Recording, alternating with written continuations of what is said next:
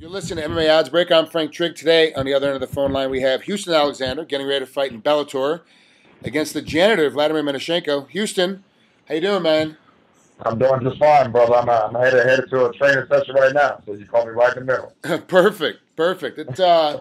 It seems like I talked to Vladimir yesterday about your fight, and he said it's kind of like both you guys have something to prove. That you're not too old, you're not out of the game yet, you still have enough left in the tank to make another run at it. What do you think about this fight, and how excited were you when you got a phone call saying that you're going to fight Vladimir? Oh, you know what? When I got the call, man, I was actually surprised because this kid was coming off a good, great victory with Chuck Victory, man, and that guy was like 6'6", so just coming out that fight and getting this call to be on Spike TV was really huge for me. So. He's right. We all got a lot left in the tank. A lot of old school guys. We got a lot of fight left in them. So I think I don't have anything to prove because I've been doing it for 12 years and I'm still doing it. But I just want to give the fans a great fight, man. That's it.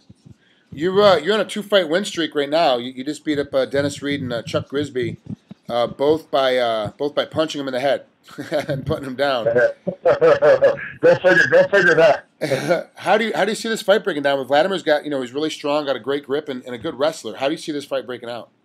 All right, man. Well, you know what? And he's got great boxing, man. He's got really good striking. So I'm not. He's gonna have to worry about what I'm gonna do. I'm not worried about what he's gonna do. So I don't care how strong a guy is. It changes up when you get hit in the face. All that strength goes out the door when you get hit.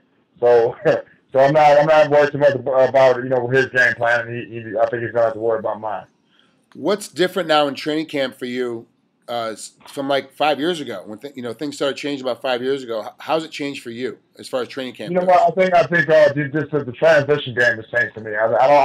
I believe my grappling and my jiu-jitsu is 10 times better. But I don't think it was just the fact that I didn't know any of the skills. Because I knew a lot of the skills, that was just a transition.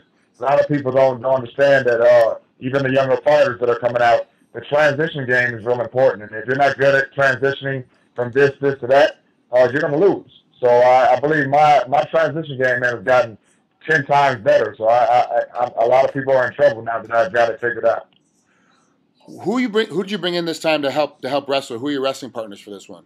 I got Jason Brills, I got Joe Ellenberger, we got Ryan Jensen, we got Ryan Roberts, man. We got a lot of good guys, man, that are from this Omaha, Nebraska area.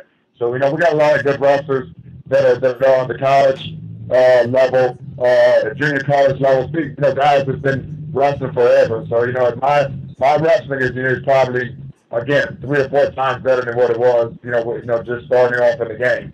So, and I've got I went up against a lot of guys who are a lot faster than myself. So I think that guys that are my size and weight are going to look really slow compared to some of the guys I've been up against so far.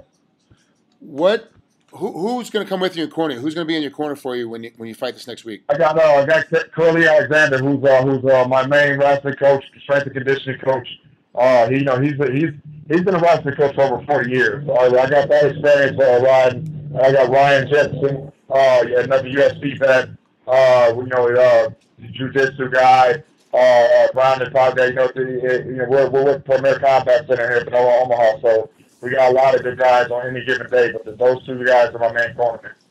Are you still DJing? For your full-time job? I'm still DJing, man. Hip hop don't stop. I got the radio show on Sunday.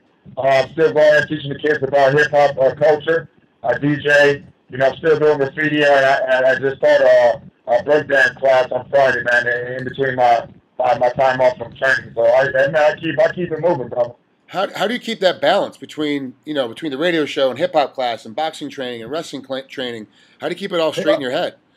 I don't like sitting around, man. If you're sitting, you're not doing anything productive. So I like always doing something productive, man. And by the time I rest my head, I feel like I've done something.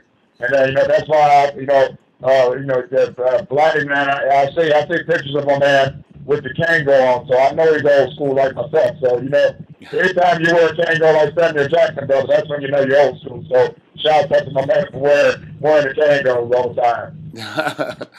All right, Houston. Thanks for coming on with MMA Oddsbreaker and spending a couple minutes with us. We appreciate it. Have a good time this week fighting against Vladimir Matyushenko. We'll talk to you soon, bud.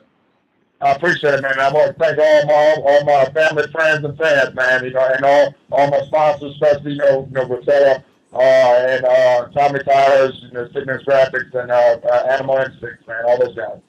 Thanks, man. I appreciate it. We'll talk to you soon. I appreciate you, bro. Thanks for the call.